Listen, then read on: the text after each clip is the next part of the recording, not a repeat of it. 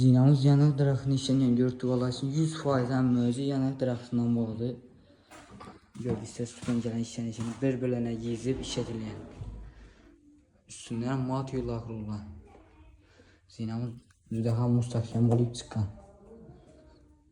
Koltuqların ayrılışına baxa verəsə.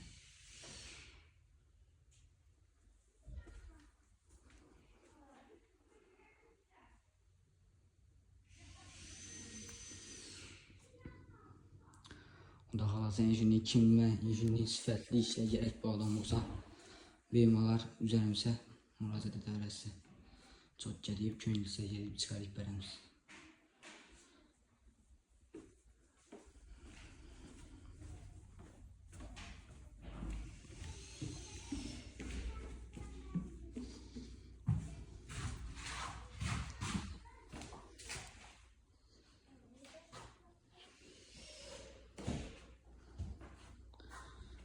Əgər də kimin injinli işlə gərək alırsa, pəs sənamələrimiz doladır.